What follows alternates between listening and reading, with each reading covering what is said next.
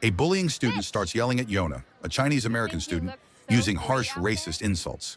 She tells Yona that she does not belong in America and should go back to her own country.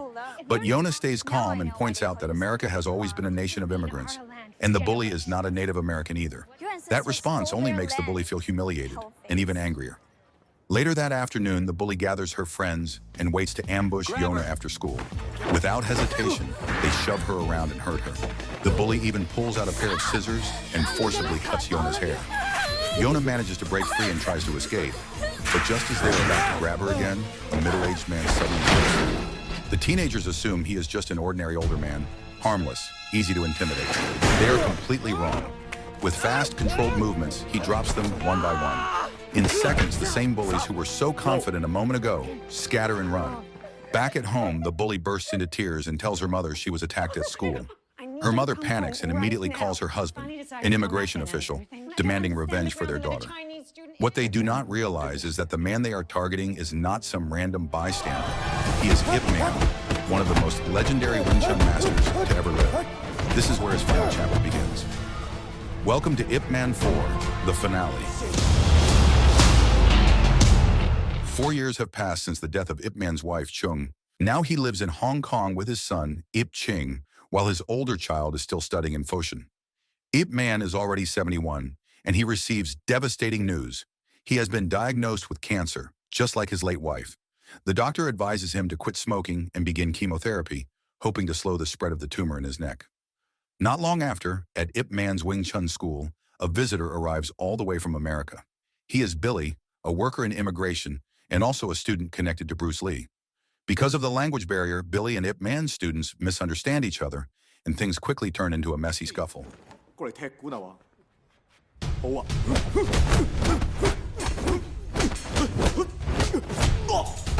Until Ip Man steps in and Billy finally introduces himself properly. Billy is there for an important reason. He brings an invitation to Bruce Lee's karate tournament in San Francisco, along with a plane ticket for Ip Man. He also delivers a kung fu book written by Bruce Lee.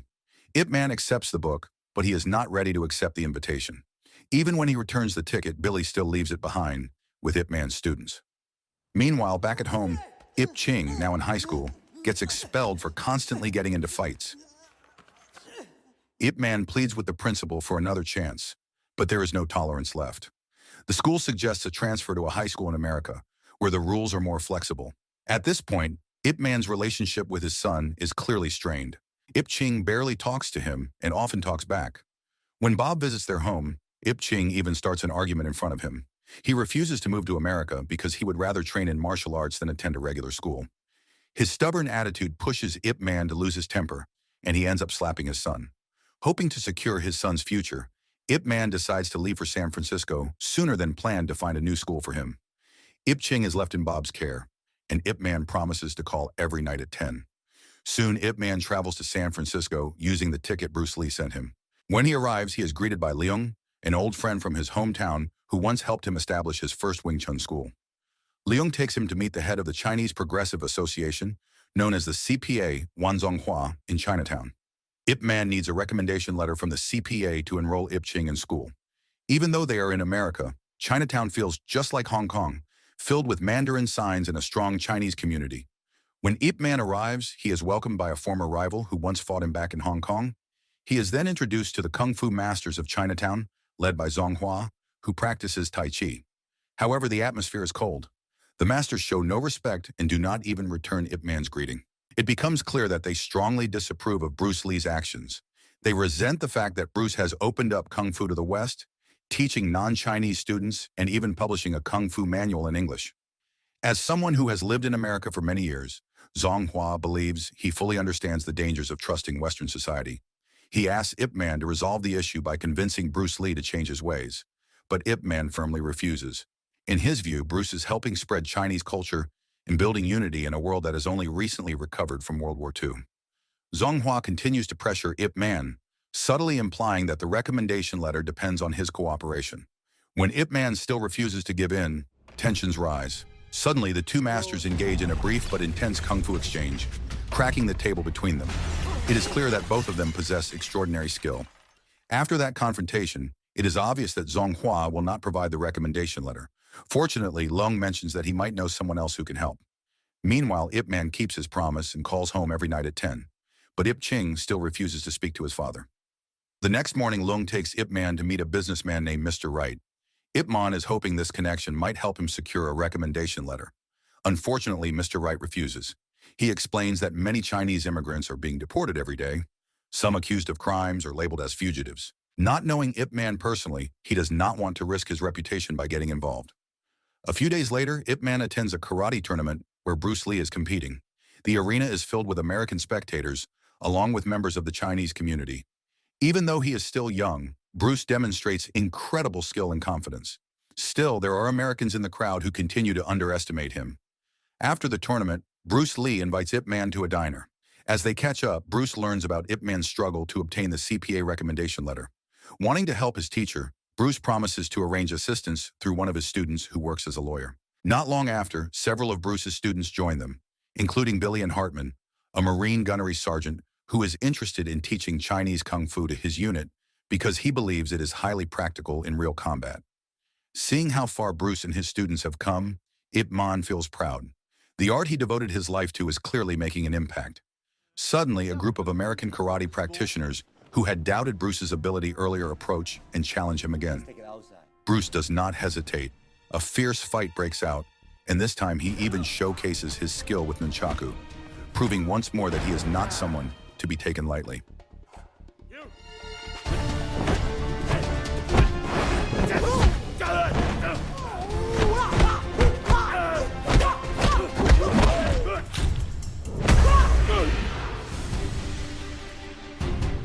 Armed with a recommendation letter from Bruce's lawyer student, Ip Man visits an exclusive private school called Sullivan High School.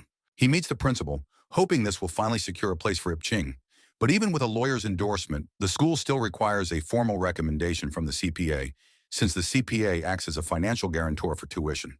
To make matters worse, the principal indirectly suggests that a $10,000 payment could guarantee admission. Disappointed, Ip Man decides not to pursue enrollment there. As he leaves, he witnesses another troubling scene. Yona, Zhonghua's daughter and a student at Sullivan High, is being bullied by Becky and her group. They resent the fact that Yona, an immigrant, has been chosen as the new cheerleading captain. The harassment goes beyond racist insults. Becky's friends join in and forcibly cut Yona.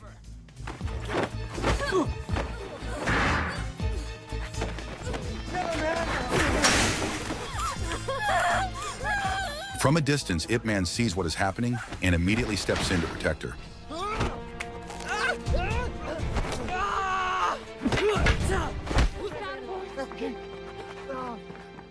On the way home, Ip Man learns that Yona is actually the daughter of Wan Zonghua. At the same time, Yona discovers that Ip Man still has not received the recommendation letter for his son.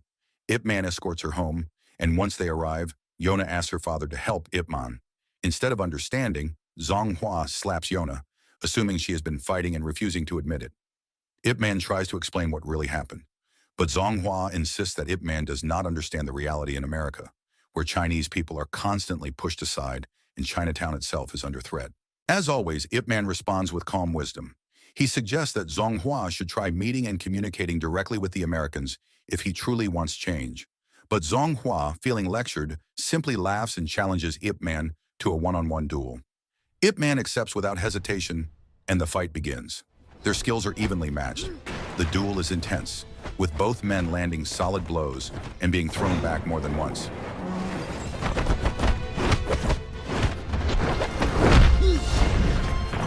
Just as the battle reaches its peak, an earthquake suddenly shakes the building, damaging the surroundings and forcing them to stop.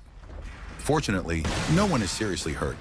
Before leaving, Ip Man reminds Zonghua that Chinese Kung Fu should be used as a bridge to change the racist attitudes of the West, not as a wall to divide people further. Later, back at his place, Ip Man makes his usual 10 o'clock call home. He tells Bob that he still cannot return yet, because he has not secured a school for Ip Ching. The next morning at a United States Marine base, Hartman brings a Wing Chun wooden dummy for training and begins introducing the techniques to his unit. He truly believes Wing Chun is practical and highly effective in real combat situations. However, Barton, a higher-ranking and openly racist sergeant, questions the purpose of the wooden dummy and mocks Chinese martial arts. He tells Hartman that he can keep using it only if he defeats Collins, the Marine karate champion, in a one-on-one fight. The duel takes place, but Hartman is ultimately defeated.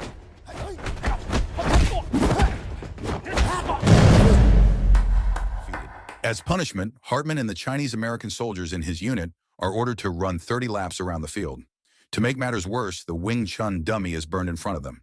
Refusing to give up, Hartman goes straight to the unit commander. He presents footage of Bruce Lee's fights and even shows the book Bruce wrote. Fortunately, the commander reacts positively and becomes interested in introducing Chinese martial arts to the Marines. Still, he instructs Hartman to first conduct proper research in Chinatown before implementing anything officially. Barton, who is present during this discussion, grows even more irritated, especially when he is ordered to study Bruce Lee's book.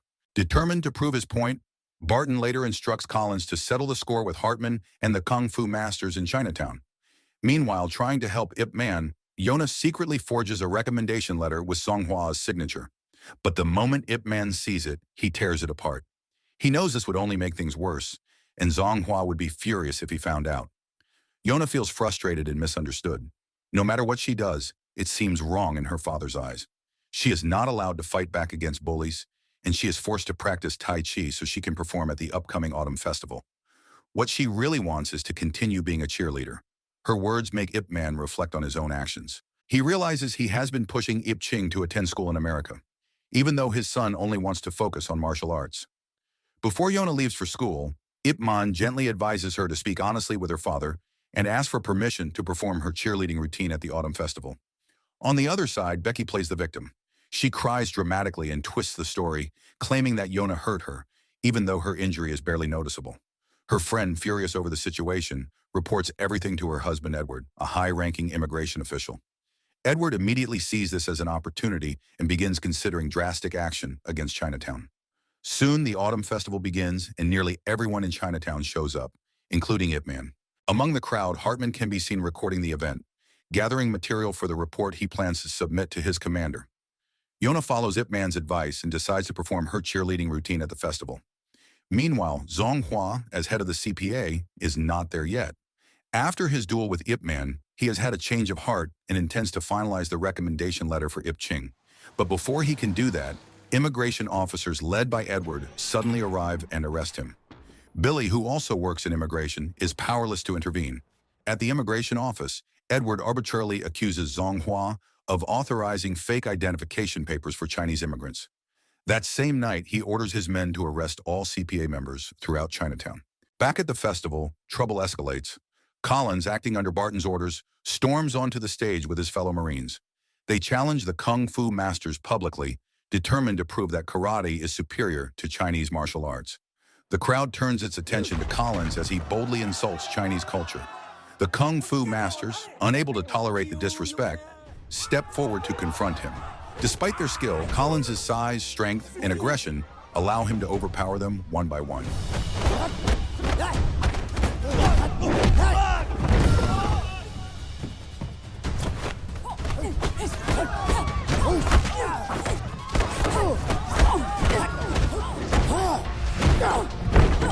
When Collins nearly kills one of the masters, Ip Man finally steps in. With his signature lightning-fast strikes, he takes control of the situation. As expected, Collins is no match for him. Ip Man does not even need to roll up his sleeves, a gesture that usually signals his full seriousness.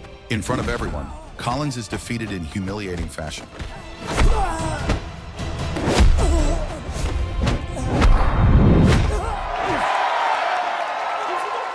Not long after, word reaches Ip Man and Yona that Zhonghua has been arrested. They immediately head to the immigration office. Yona desperately pleads for her father's release, insisting he has done nothing wrong. Ip Man asks Billy for help, but Billy is bound by orders from his superiors. Ip Man and the others are warned to stay away from the CPA office to avoid arrest. The Kung Fu masters are also alerted by phone.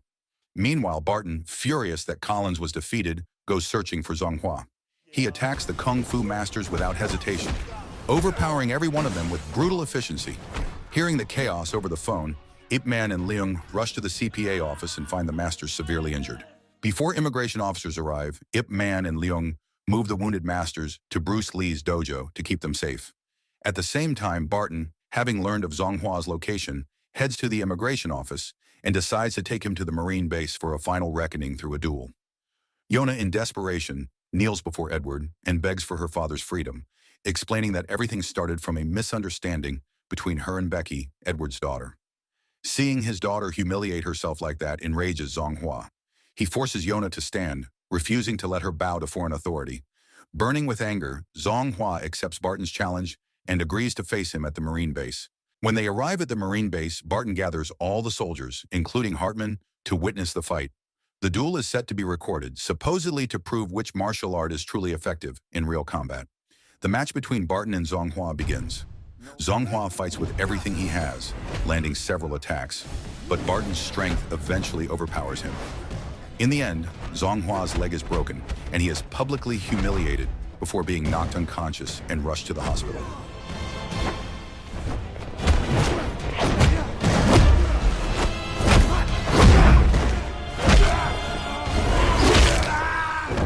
Meanwhile, at Bruce Lee's dojo, the Kung Fu masters finally reconcile with him. Bruce's students treat their injuries, and the masters come to realize that as fellow Chinese, they should stand together instead of turning against one another. Not long after, Bruce receives a call from Hartman with the news that Zonghua has lost and is now hospitalized. Ip Man immediately goes to visit him. Zonghua is still conscious, with Yona faithfully by his side. Seeing Zonghua injured, along with the suffering of the Kung Fu masters and the constant oppression faced by his people, Ip Man, as the Grand Master of Wing Chun, knows he can no longer stay silent. Before taking action, he makes another call home, hoping to speak with Ip Ching, but his son still refuses. Finally, Ip Man tells Bob the truth about his illness. He reveals that he has cancer. Bob is shocked and immediately pushes Ip Ching to speak to his father. He explains that Ip Man traveled all the way to America while battling cancer, just to find a better school for him. Hearing this, Ip Ching breaks down in tears during the call. At the same time, Ip Man reflects on everything he has experienced in America. He realizes his own mistake. He apologizes to his son for slapping him and promises that when he returns to Hong Kong, he will personally teach him Wing Chun. After the call, Ip Man asks Hartman to take him to the Marine base. He intends to stand up for Zonghua and the oppressed masters. Yona worries about what might happen, but Ip Man, as a practitioner of Chinese martial arts, is determined to confront injustice once again and defend the dignity of his people. The next morning, Hartman brings Ip Man to the barracks while Barton is leading the morning assembly. Barton's speech is openly racist, filled with insults toward the Chinese and even the black soldiers under his command. With arrogance, he proclaims America as the strongest nation on earth and insists that all outsiders must submit to its culture. Soon after, Hartman steps forward with Ip Man. He announces that Ip Man was the one who defeated Collins, and now it is Barton's turn. Barton accepts the challenge, declaring that the fight will have no rules and will continue until one of them falls. The two men step forward and a brutal duel begins. During the fight, it becomes clear that Ip Man is no longer in his prime. Age is catching up to him. His strength and speed are not what they used to be. His hands begin to tremble, and the cancer inside his body continues to weaken him.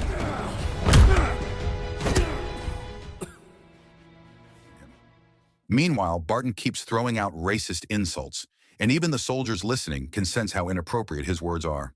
But then something shifts. Ip Man remembers all the injustice he has witnessed, the humiliation, the oppression, the suffering of his people. That memory fuels him. He rises again and unleashes the full power of the techniques he has perfected over a lifetime. Rapid-fire chain punches, precise eye strikes, devastating body blows, and finally the decisive finishing punch that brings everything to an end.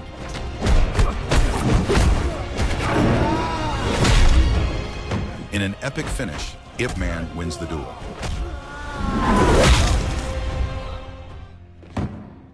The soldiers who were watching erupt into applause, filled with respect for the man who just stood up for dignity and honor.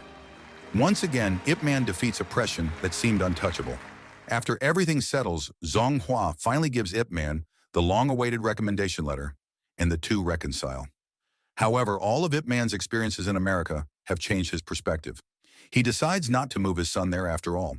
In his heart, he would rather remain in his homeland than live in a place where respect must constantly be fought for.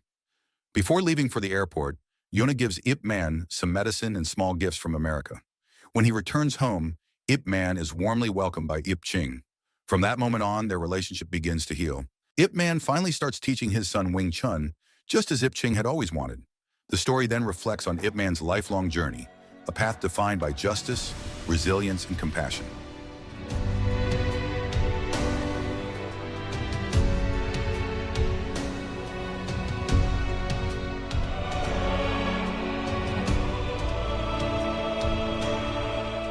On December 2, 1970, Grandmaster Wing Chun Ip Man, at the age of 79, passes away due to cancer in his throat and head. Throughout his life, he stood firmly for fairness and cared deeply for others, regardless of their status or background. His duel with Barton helped open Western eyes to the value of Chinese martial arts. In the years that followed, the United States Armed Forces began regularly inviting Kung Fu masters to serve as martial arts instructors. And by 2001, Kung Fu was officially included in core martial arts training programs in the United States. So the moral of the story is, if you are going to bully someone, maybe double-check that her bodyguard is not a 70-year-old Wing Chun grandmaster with nothing to lose and legendary chain punches.